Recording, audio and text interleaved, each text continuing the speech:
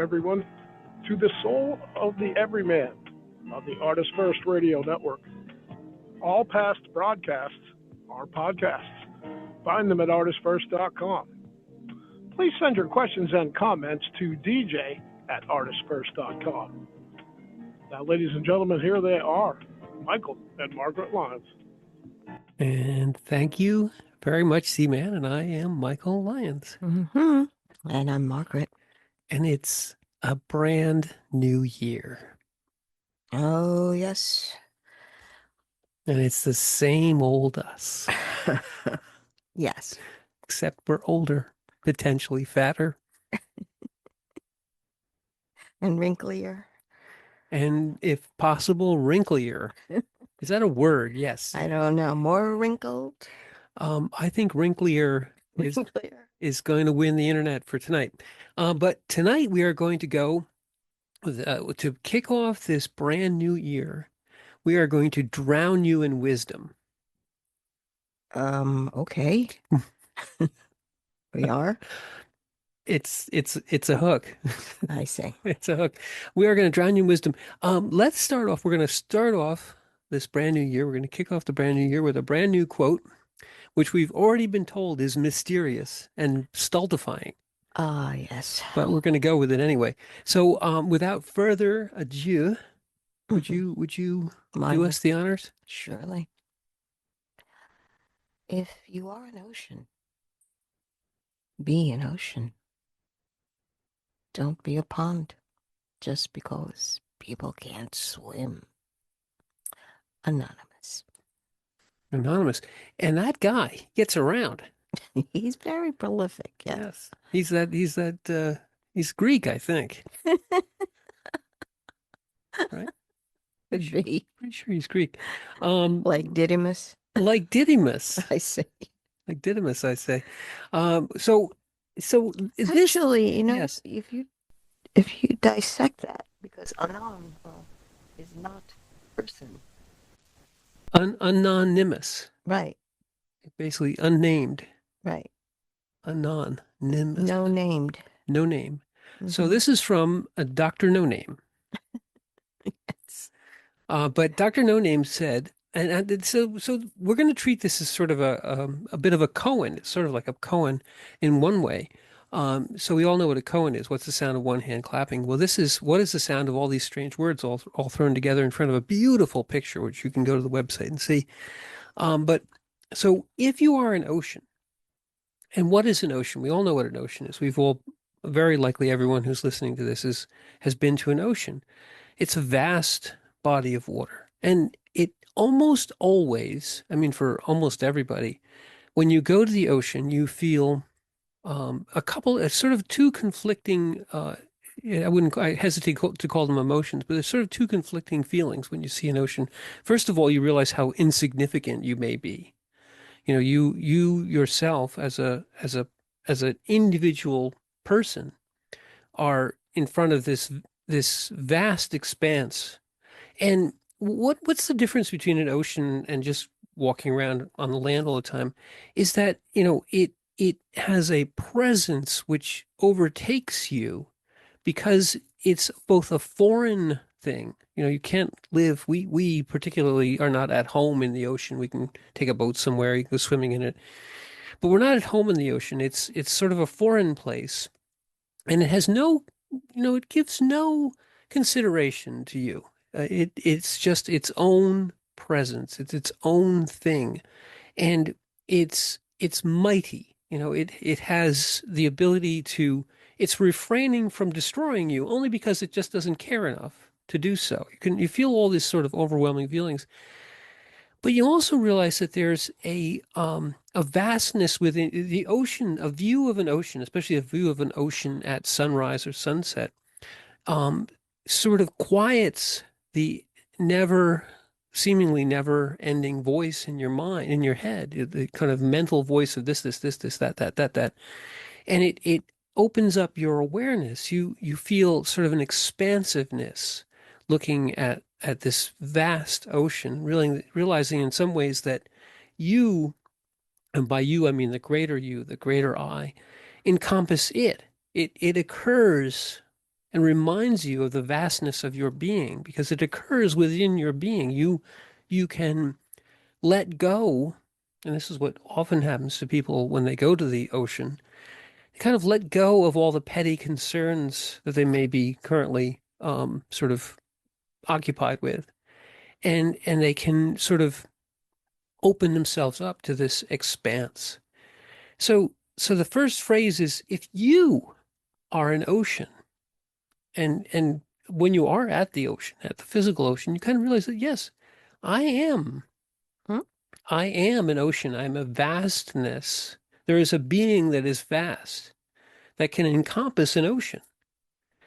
And that realization is sort of overwhelming in some ways, in one sense or another. So you have to be that ocean. You have to accept your vastness and come to grips with that. The ego doesn't care about any of those things, but your being does. So that's what I mean. That's what the beginning of this is that it kind of puts you in touch with your oceanhood, if you will. Well, okay. If you are an ocean, in other words, I am ocean. I am being. Hmm. It has nothing to do with any kind of mental construct that you have about what an ocean is. And Lord knows, I know a lot of people who will start diagnosing or analyzing, well, the water is this, and it's made up of Mm-hmm. chemically H2O, it has all this, it's a pop, and they'll give you every scientific fact there is. But that's not what an ocean actually is. All the facts that they give you are pieces of information, they're data, but it doesn't describe being in the ocean, being with the ocean, being on the shore of the ocean, allowing yourself to be in that moment and be engulfed in the flow of the water, Hmm. the flow of the air, the breeze, surrounded by the light and the byplay of the light in the ocean, patterns that form, the breeze, the smell, the sound, encompassed completely. And there's a natural easing of the entire body when you are immersed in the experience. Hmm. You become what is around you by extending your senses out and not thinking about it. It's that thinking part that tries to take the wheel of the experience and drive it and say, okay, well, the temperature is this and the wind is coming out of this area at this speed and the humidity is blah, blah, blah, blah, blah, blah. So many knots, etc. Yeah. You let that go because the experience is your focal point. The observation is your focal point. Hmm. And it's not about you and what you think. It is being in that state of flow. I think That go ahead. that is participating in the flow of vastness. Because people are, okay, something's big, vast. And it's just this nebulous, like, block of emptiness in their head. Hmm. Seriously, when people think vast, they're thinking, okay, expanse, air, Some people, they're picturing like a stadium dome or something. Just Well, this, no, something bigger than me. no limits. when you realize when you think of vast and you put limits on it, you really haven't experienced vastness. And you should ask yourself, why are you capping your experience on vastness? What is the fear that is there? Suddenly the mind is no longer in control. The mind is not dictating to you what these parameters are. Oh, it should be this. It should vast. It's like. Well, I think you struck upon exactly what is being said here, because that's what "don't be a pond" means. All of what you just said, when people are exposed to the vastness, it could be an ocean, it could be anything, but exposed to the vastness, and their first instinct, well, the first, um, the ego is silenced by vastness. But sometimes what happens is that instills or inculcates sort of a fear. And so the ego, as sort of a security thing, people rush back to it. Let me tear this into tiny pieces and see if I can fit it into what I understand, what I can talk about, what I can define. I need a handle. I need to handle Let this. me find a handle for this. Right. And in doing that, what they're doing is what you just said. They're listing all the facts that they know. They say, well, the temperature is this, and the tide's coming in at this time, and we're facing south, and so we were listing all these facts, and that it's going to be hot today, and so the ego sort of rushes back in as sort of a security thing. It wants you to look at the ocean as a pond. It wants you to push back from the vastness and that which it cannot contain.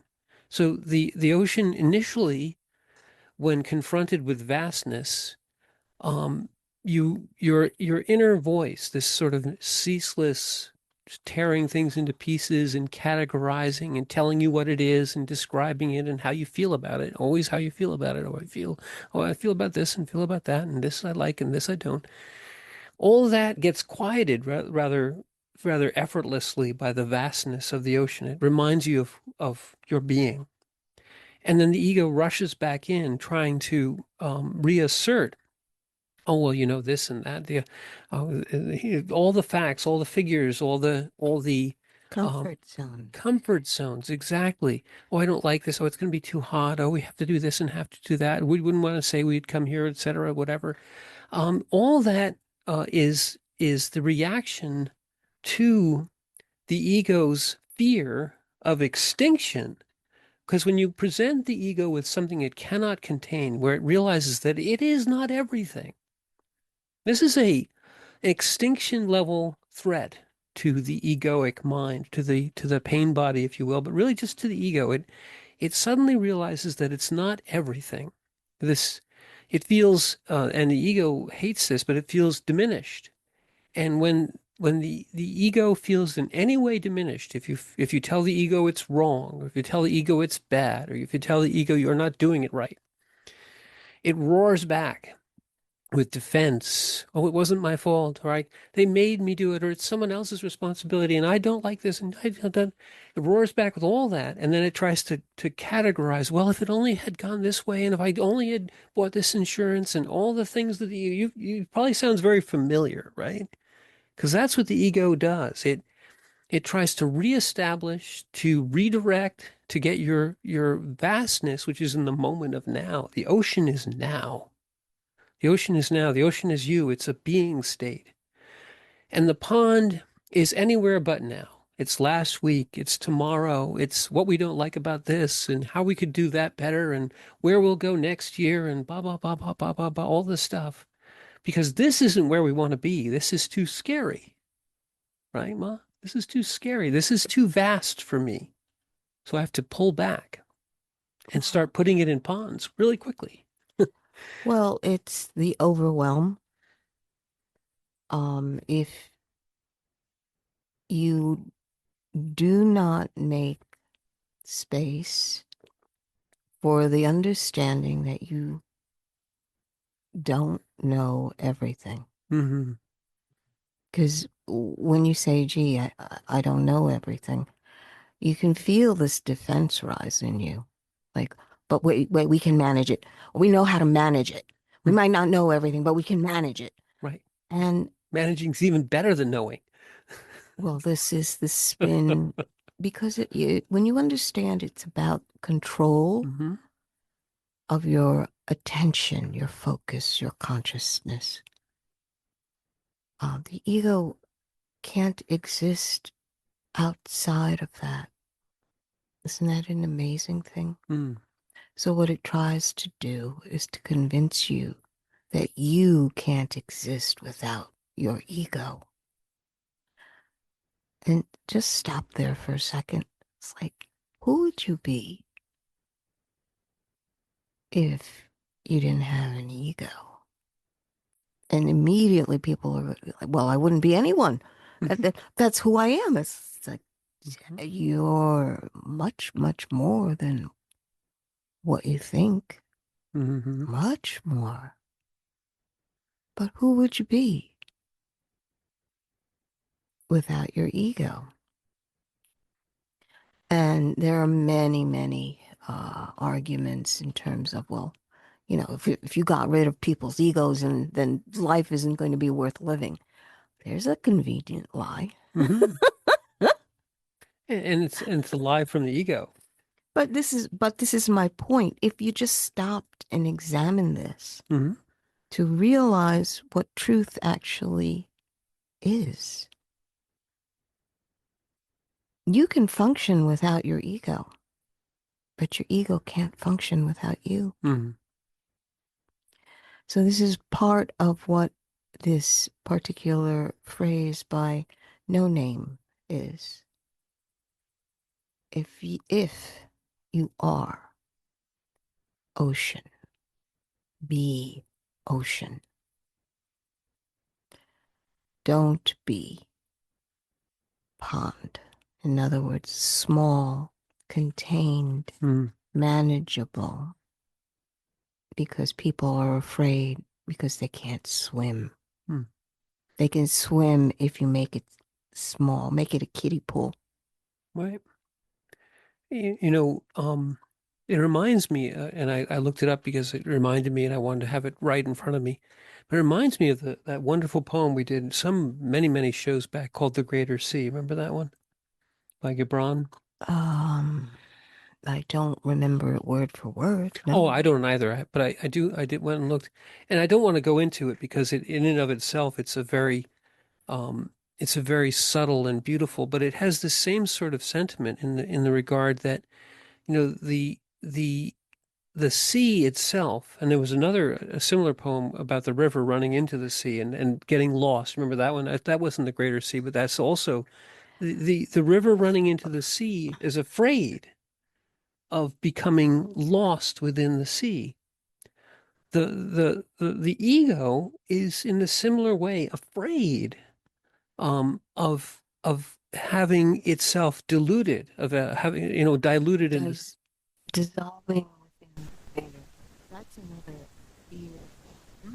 Many people have come up with my ego dissolve. Who will I be? Right. I'll just be a drop in the vast ocean. In other words, they believe that they will not. And it's fascinating to me because you still will be there, but you won't be in the same form you were before. Mm-hmm. And the scary part is finding out who you are in this expanded state. And there's a lot of people who feel that they just don't want. No, I'm this drop. This is my shape. See my shape? Rounded on the bottom, pointy on the top. I know people like that. And this is what I'm familiar with, and this is what I want to stay at. But when you realize that all returns to the ocean, always returns to the sea. I mean, the ocean, the analogy there is the ocean is is source. Source. Right, we just said it. It's like Mm. Wonder Twins. The ocean is source, and we are emanations of source. So you can think of the ocean as the vastness of the I am. The I am is all. It is source. It's I am who am. See, the other Hmm. fear is that people believe that if they don't have an ego, they won't have any value. Yes. But again, you said it before, the ego, that's the lie of the ego. But yes, go ahead. Sorry. But your true value, your precious soul, its experiences and its loving moments, they're never lost. This is only a medium by which you have the experience, but who you actually are is never lost. But it always comes down to, what do you believe in? What is it that you choose to believe in moment by moment in your life now? Do you believe that you are limited? Do you believe that your life is only supposed to be pain and pain unending? Do you believe that there is possibility for you? Do you believe that there is life waiting for you to take its hand so that you can walk together with it? It doesn't mean that it's all going to be happy, only pleasurable experiences. That's not what this life is about. This life is about the full range that is possible for a human spirit. And it's encoded, the experiences become encoded in your human soul. And that is written in eternity. Well, and as you said very beautifully, we go back to source and we bring back so even better, when you look at the ocean and if you align yourself and say, I am the ocean. I am, yes, a drop is the ocean. The ocean is a drop. You're an emanation of source, but you also are source. And someone very recently, I ran into this, that consciousness is the universe experiencing itself. I think it was Stuart Hameroff actually who was talking about some of the work he was doing. And consciousness is the vastness. It's yes, you are an individual consciousness, but from whence you come is all consciousness. You are an individual drop, pointy on the top, round on the bottom, as Margaret just said wonderfully. But your path in this moment of now is unique. You are a drop, but you are your own drop. But you are also in the same way that a drop is part of the ocean and will return to it. And we see that analogy on this planet right now. Every drop of water on the planet has been through the cycle countless times. There's nothing, how to say this? There is no new water. No new water. It's always just been here, Hmm? just different kinds of water. Yeah, and resulting from the processes that it receives. And as emanations of source, there is just one source. There's no new source. However, your uniqueness is that you are embodied in form for a period of time. And your experiences, your relationships, your individual experience of the moment of now, the part of the consciousness of the universe, which is yet still connected to the ocean, is here. But the ego, and this, I wanted to go back to this because you said this very beautifully earlier, and I made a note. You said people say, well, if I don't have an ego, who will I be? Well, without an ego, you'll be exactly who you were when you first opened your eyes as an embodied form as an infant. you were not egoic at that point. The ego arose within you as it arises within all of us. It's what we somewhat have to struggle with here. But prior to that, you were you.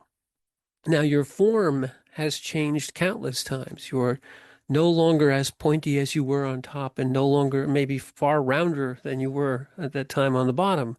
But that doesn't matter. The resonance of your consciousness with the moment of now is you. And when when you look upon a person with whom you have a relationship at a consciousness level, you don't have the relationship with their form because their form is constantly changing. Even if it's not something like age or disease or anything like that, it's just they're the experience of the previous moment of now and the experience of the current moment of now and what they will experience the moment after that um, informs their resonance and informs their frequency. It becomes embodied, or rather, um, it becomes a harmony and a melody of their experience. It is still them. You say, well, here is the person, here is their experiences, and somewhat there is their form. And there's this little gabbling ego off in the corner and a whole bunch of other things. But the relationship you have with them is not egoic, if it's truly resonant, if it's truly a drop of ocean to another drop of ocean type of resonance, you don't see them as a drop. You see them as another emanation of source. You see them as a unique individual, but you also see that their experiences are theirs and your experiences are yours, but all of you, all of us are bringing the experiences of the universe back to the universe. The don't be a pond is because don't allow yourself to identify yourself as a pond, as something which is shallow, okay? And maybe has green little scum on top and can easily be waded through and not have any significance. That it's small, that it can be drained, that it can be emptied, it can be muddied. The ocean can be none of those things. Perhaps a part of it can be, but the ocean, the vastness of it, and the pond itself is part of that ocean, whether it knows it or not. So the ego is the people here in this little phrase. The ego can't swim, and it wants to tell you that I need floaties and I need, uh, what are those flippers and things, and I need sand shoes, and I need you to be shallow and be concerned with me and let me put you in buckets and make sure that you're all well contained. Because if you put me into the ocean, I'm going to dissolve. I'm going to, in essence, drown or at least vanish, or if nothing more, realize that I'm not the ocean. But you are the ocean that the ego is trying to diminish and to fit into its little pockets and its little hands and its little buckets. And it tells you why, because if you get any bigger, I can't swim. You must listen because I can't swim. And you have to say, I'm sorry, ego, but you're in an ocean and I'll be nice to you, but you've got to realize that you're not who I am and you never will be. The people in general would like to interact, have experiences with others. It's part of who we are, the social aspect. But what I find interesting is that they only take into account where they're comfortable in a relationship, not taking into account that the other person may have different ways of communicating different needs for a relationship. And there's nothing wrong with that, but to base your entire world strictly on the way you uniquely form your relationships, your limitations, my world can't be too adventurous. That's too much. Hmm. My world cannot have anger in it. That's a negative emotion. I don't permit anger. My world can't have people who tell me what to do. It's fascinating, really. All these aspects of conditions that people feel that they need to push forward because, well, this is my world. And you can have your own world, but this is my world. But it's interesting when they say, well, that you can, well, you do that and I do this, but then they proceed to want you to come into their world and do it their way. Swim in their pond. Well, and the fascinating part, okay, is the fact that if you're ocean and they want you to be a pond, it means that they have to take a piece of you and enfold it, capture it in a way so that it can be managed to their liking. They'll give you an excuse of, well, for everybody's safety, we need to do it this way. Or we don't want to offend anybody, we need to do it this way. And you, as the provider of the vastness, the ocean, you can agree or disagree. Because you got to understand that they're asking you to do this because they don't have it themselves. They need to take from you in order to form that pond.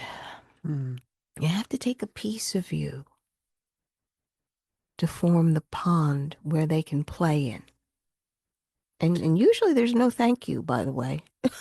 There's no gratitude in this. This is like, I'm going to use you. Yeah, and I like that, but I would even put it just a tiny bit differently. So you said it though. You as the ocean. So you're okay. Uh, if you're becoming aware and you're opening, you're expanding, you're becoming aware of the vastness of your consciousness, you will probably have people around you who aren't as expanded at the moment. That may not be true, but let's say that it is. So Tolle talks about this, where you have people who are unconscious that are in your presence, in your life, and your consciousness, as it expands, starts to become sort of a threat to their ego. There's an egoic threat there. They sense it. Now, he talks about different ways that you can kind of address the person, address the consciousness within. But if they're trying to do what you just said, which is that the ego within them needs a piece of you to keep their ego pond. And really what they're trying to do is make sure that you are still what their ego tells you that you are. In other words, you still fit into the shoebox that is Uncle Mike, or the shoebox that is Aunt Marge, or whoever it is, right? So you still fit into that. And that if any characteristics which don't fit into that, they tell you, well, I can't talk about that. I don't want you, just do it my way because, Margaret said safety, or, just because we've always done it this way, and, do it for me because you love me, or these kinds of things. Your essence, your consciousness is being perceived as too vast by their ego, by their unconsciousness, by their unconscious ego. They want your power, they want your vastness, but they want it to be, so you are being asked and have to give permission for yourself to fit back into this. And it feels and it feels wrong. It feels that you feel that you're being in essence, Margaret just said it, you're being is sort of a parasitic relationship. They all they want from you without a thank you is your power, your attention, your the water of you to put into their little pond, and then you have to play the game, if you will. Now, as a conscious being, you can do it as the little monk did. You say, well, is that so? I mean, there is a mouth here to feed. There's a child that's innocent. There's all this story and all this egoic nonsense.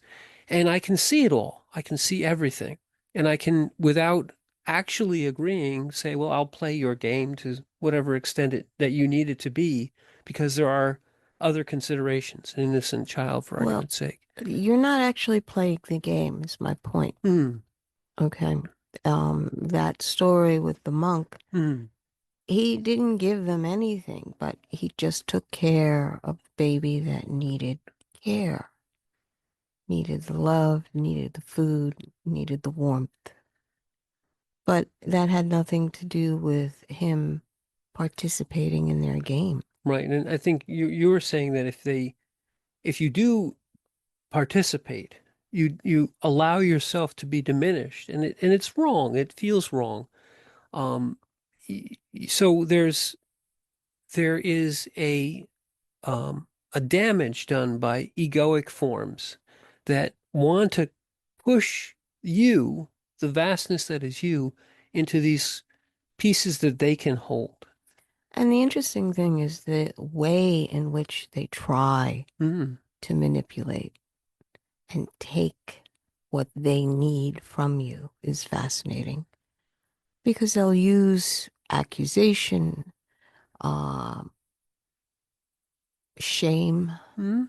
guilt, Just do it for anything, me because you're so much stronger than I am. anything that they Mm, can get you to pay attention to. Maybe that's the best way to put it.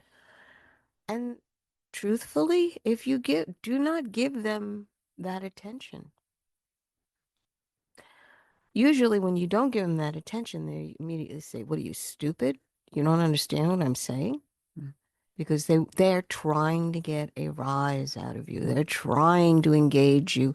They want that tip of the fish hook to dig in somewhere so they can pull you. mm, And truthfully, you look at it like, what do I care what you think of me? mm. Your position is the lesser, and you cannot have any purchase on me unless I give you permission. Mm, So when you don't interact, that tip of the hook has nothing that it can penetrate. It slides right off. And yeah, sure. So they're going to say, oh, well, she's too stupid. It's like, mm-hmm.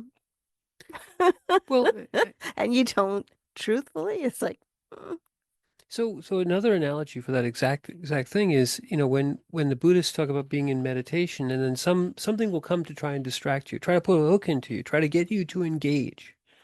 And these things, these egoic forms, whether they're within yourself trying to get you to engage your own egoic forms, or with people with whom you are having a relationship with, or who are in your life and are doing exactly what you just said. They're trying to um, get some of your ocean for their own purposes, and they're trying to do it, in such a way that you engage, you yourself go into an unconscious reaction. You yourself give them back what they're looking for, anger or fear or any of the emotional hooks that people put in, or mental hooks that people put in. But the emotional ones are usually the more, what these egoic forms like to use hooks for. They like to use emotional hooks. Do it for me because you love me, etc.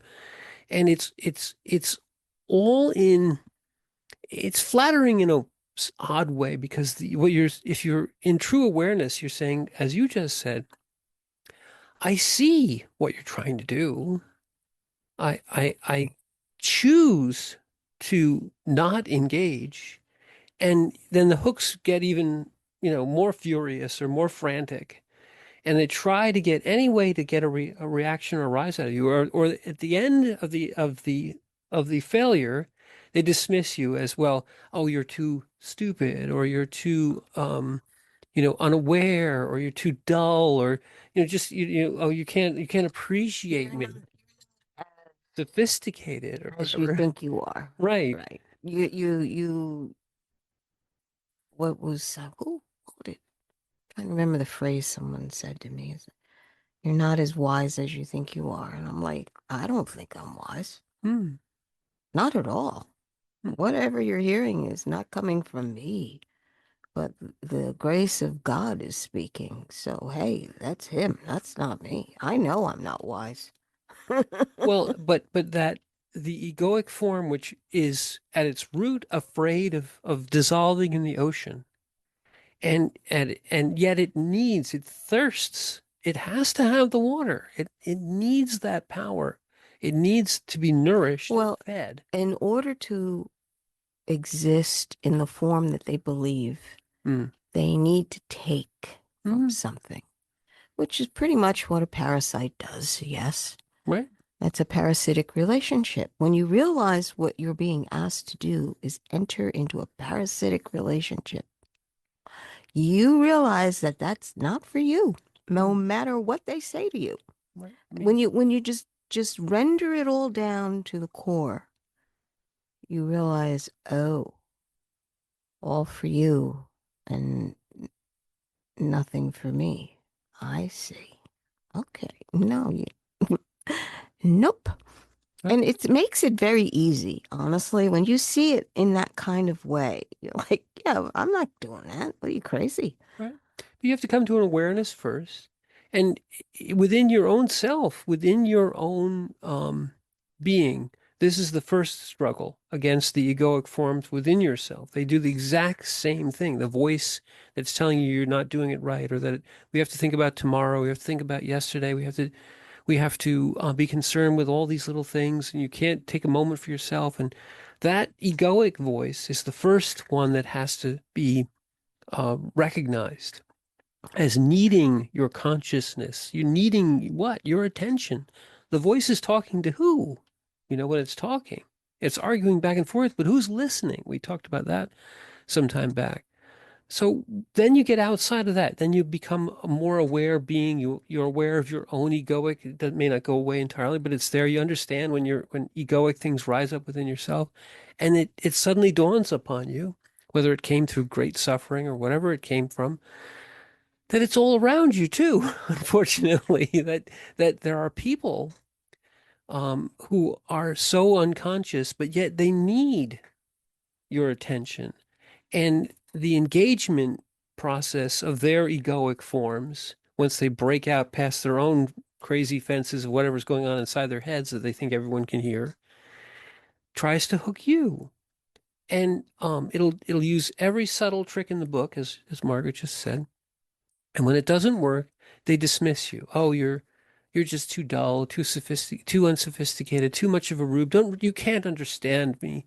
You're not as wise as you think you are. And off they go traipsing away. But they're not traipsing away. They're walking away empty-handed. They're at some level they understand that you've seen through them, because there's a fear in their step, and they're looking for another host or another victim.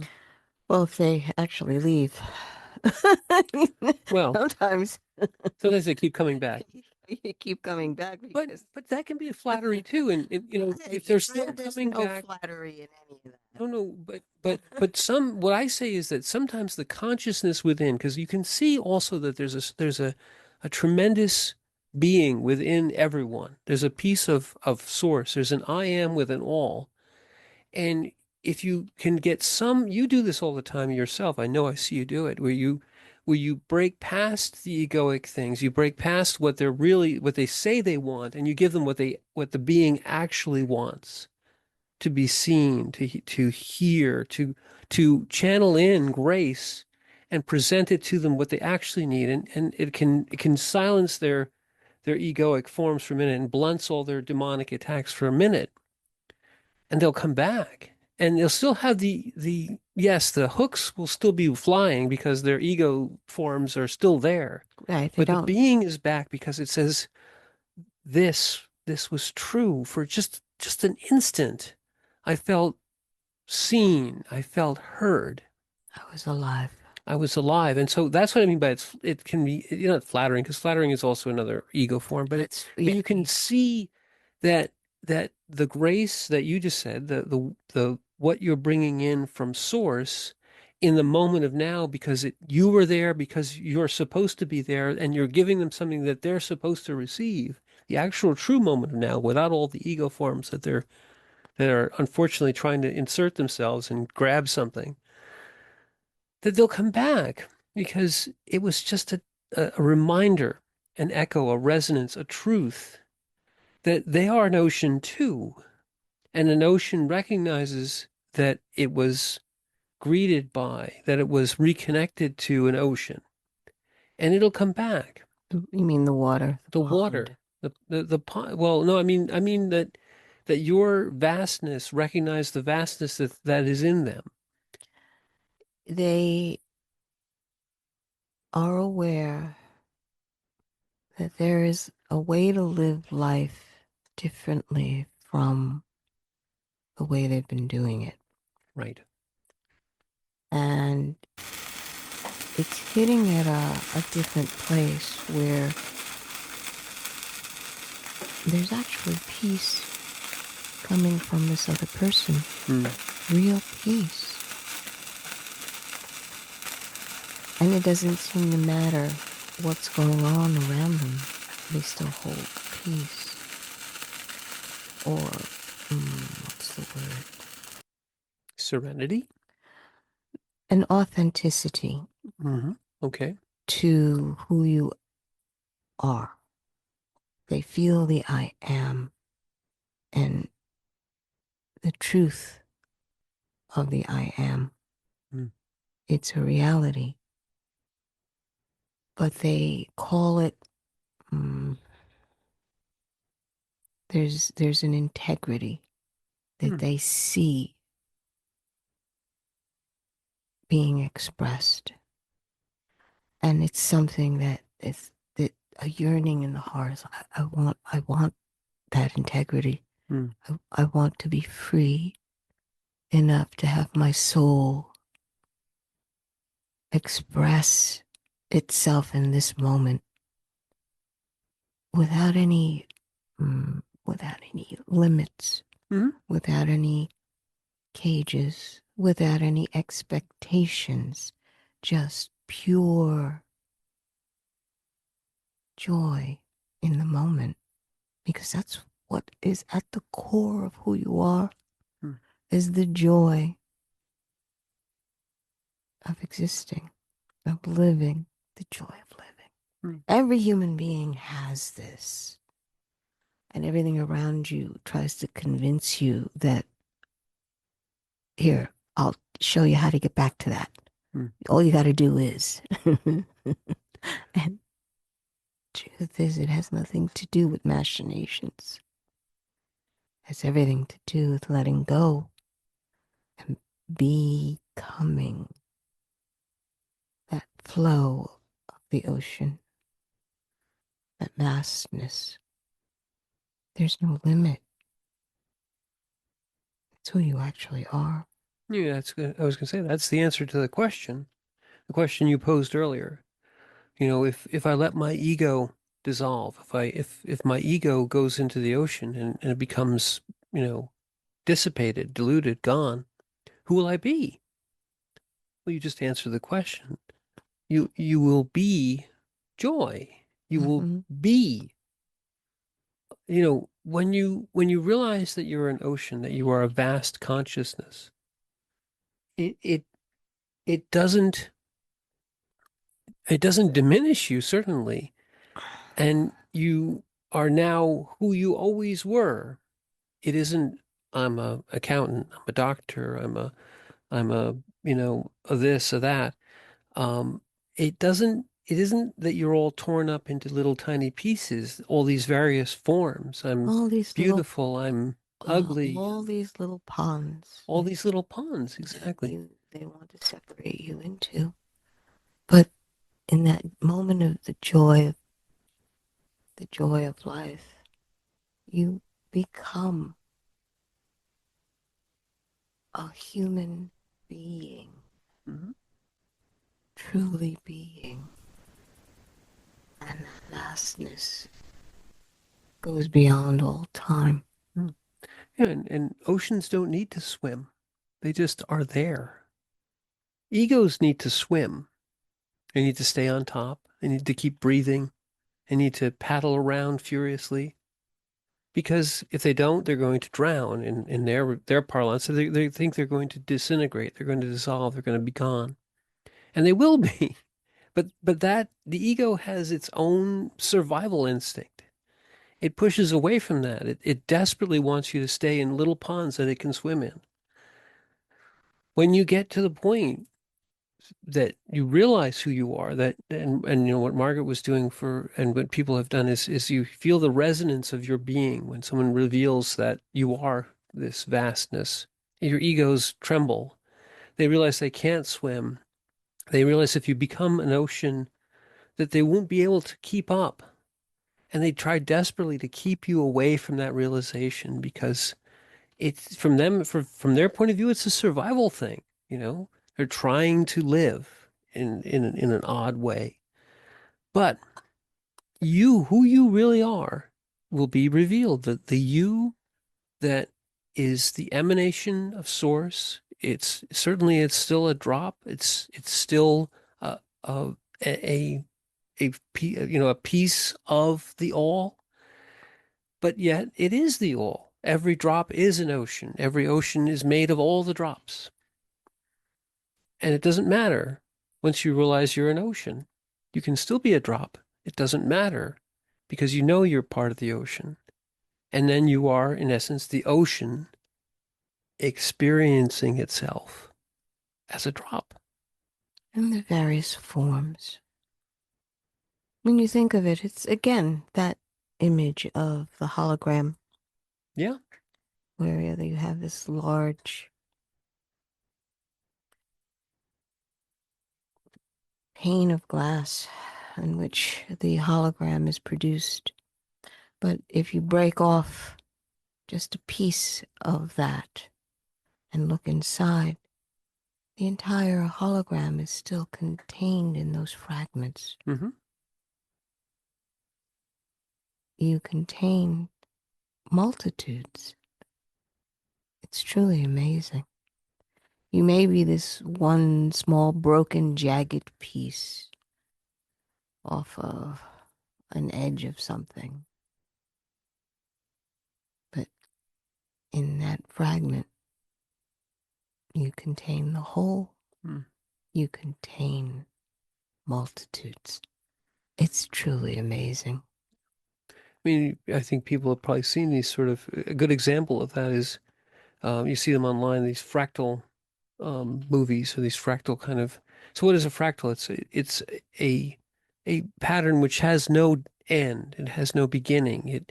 The closer you look at it, the more depth it has. You never find a bottom. It's an ocean. It's still, you can still take one tiny piece of that, as microscopic as you want, and then you start to look at it closer and closer, and it's still an ocean.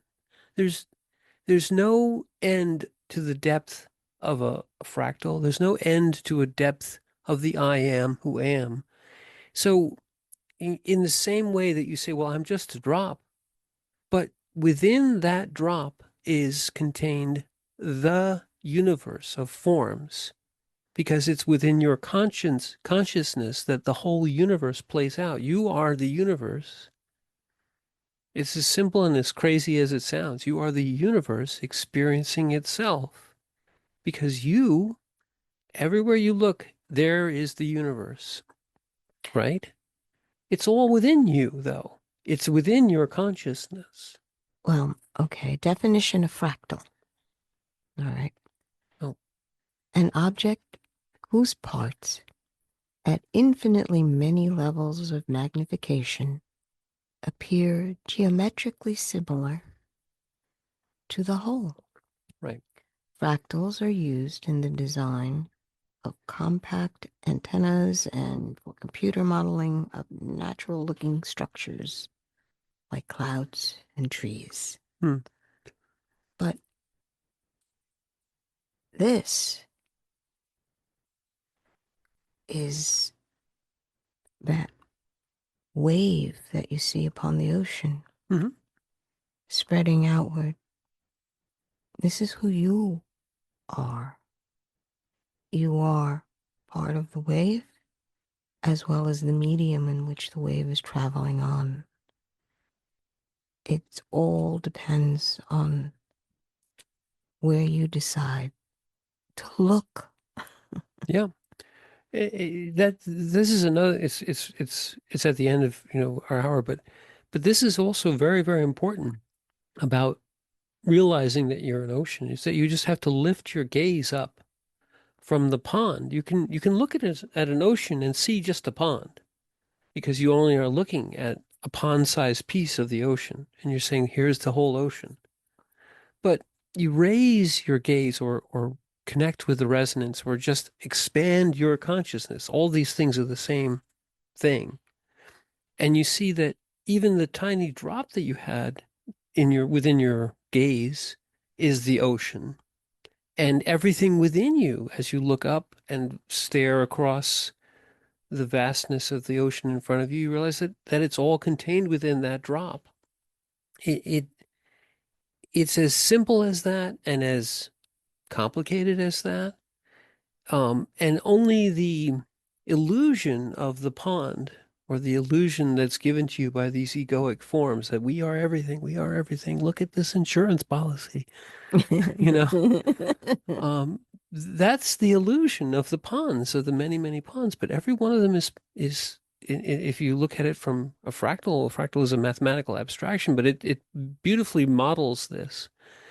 There's no part of the fractal, no matter how small, that doesn't contain the whole thing. No part of the hologram, no matter how small, that doesn't contain the whole thing. Infinite. And so therefore, what is the size? Size is meaningless. That the vastness has no size. If the vastness is everything, then it cannot be measured because you can't, it's all relative when you measure something.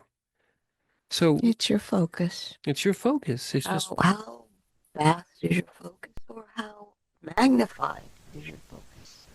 How deep do you want to go? And how deep do we want to go? now we've reached the end of our hour. But you can continue without us. So I'm Margaret. And I'm Michael. And thank you for listening.